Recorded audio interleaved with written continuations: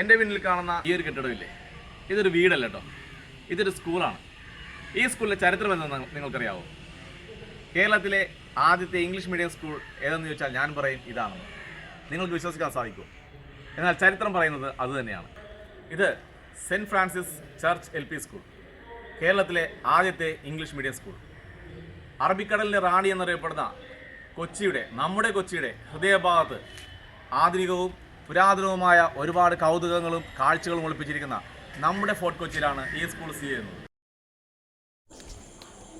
പണ്ട് 1817 ബ്രിട്ടീഷ് ഭരണകാലത്ത് ക്ലാസിക്കൽ വിദ്യാഭ്യാസത്തിൽ നിന്നും ആധുനിക വിദ്യാഭ്യാസത്തിലേക്ക് കേരളം കാൽവയ്ക്കുമ്പോഴാണ് വിദേശ ക്രിസ്ത്യൻ മിഷണറിമാർ ഈ വിദ്യാലയം സ്ഥാപിക്കുന്നത്.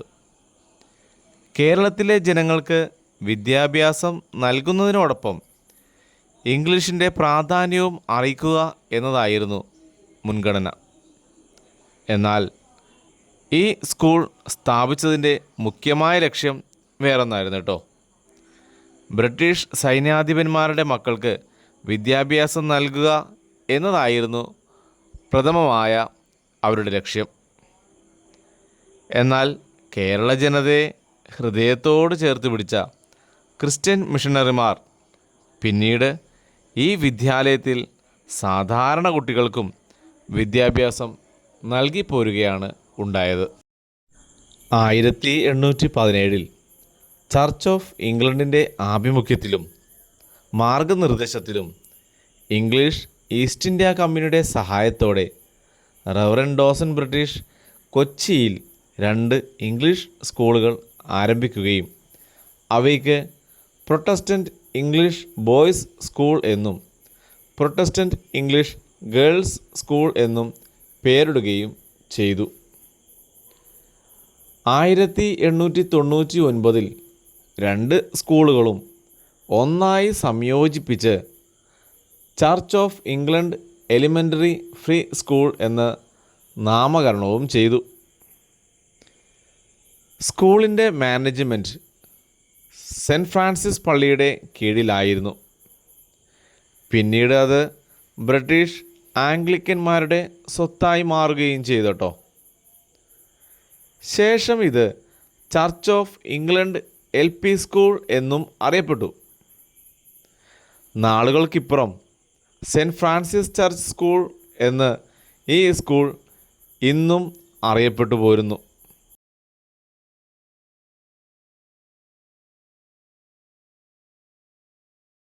എന്തുകൊണ്ടാണ് ഈ വിദ്യാലയത്തെ ഫ്രീ സ്കൂൾ എന്ന പേരിൽ അറിയപ്പെട്ടതെന്ന് നിങ്ങൾക്കറിയാമോ? അന്നാണ് ആദ്യമായി ഫ്രീ ആയി സ്കൂൾ യൂണിഫോമും പഠനോപകരണങ്ങളും ഉച്ചഭക്ഷണവും തീർത്തും സൗജന്യമായി നൽകിയിരുന്നത്.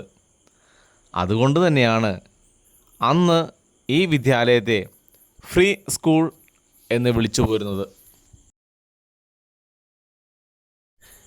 ഇംഗ്ലീഷ് വിദ്യാഭ്യാസം കേരളത്തിൽ നൽകുന്നതിനോടൊപ്പം വിദേശ വിദ്യാഭ്യാസ നയം കേരളത്തിൽ നടപ്പിലാക്കുവാൻ ശ്രമിക്കുകയും ചെയ്തു.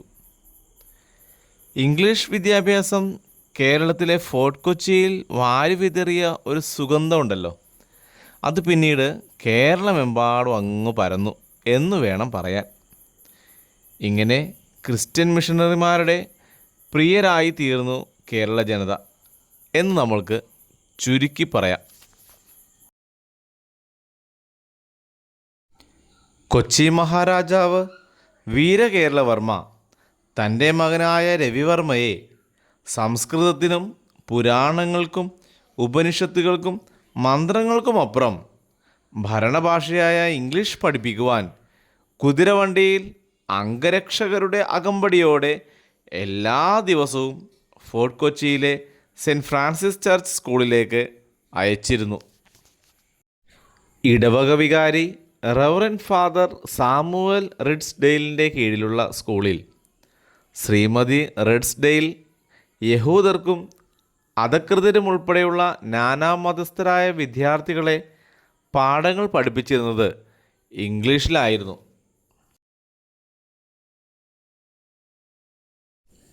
ഈ സ്കൂളിൽ പഠിച്ച പ്രമുഖർ ആരെല്ലാമാണെന്ന് നിങ്ങൾക്കറിയാമോ?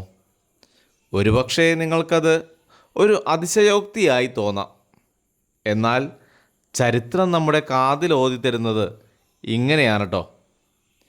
അന്നത്തെ കൊച്ചി മഹാരാജാവ് വീരകേരളവർമ്മയുടെ മകൻ രവിവർമ്മ കേരളത്തിൽ MA ബിരുദം നേടിയ ആദ്യ ഈഴവ വനിതയായ ഗൗരി ശങ്കുണ്ണി, ഈ ഗൗരി അമ്മയുടെ സഹോദരൻ, ഇങ്ങനെ പോകുന്നു ഒരു വലിയൊരു നിര തന്നെ. ഈ വിദ്യാലയത്തിൻ്റെ ലഘുവായ ചരിത്രം മാത്രമാണ് ഈ ഒരു സ്റ്റോറിയിൽ നമ്മൾ ഉൾപ്പെടുത്തിയിരിക്കുന്നത്. പൂർണ്ണമായ ചരിത്രത്തിന് ദിവസങ്ങൾ പലതും വേണ്ടിവരും എന്നാണ് അറിഞ്ഞത്. അതുകൊണ്ട് തൽക്കാലം നിർത്തുന്നു.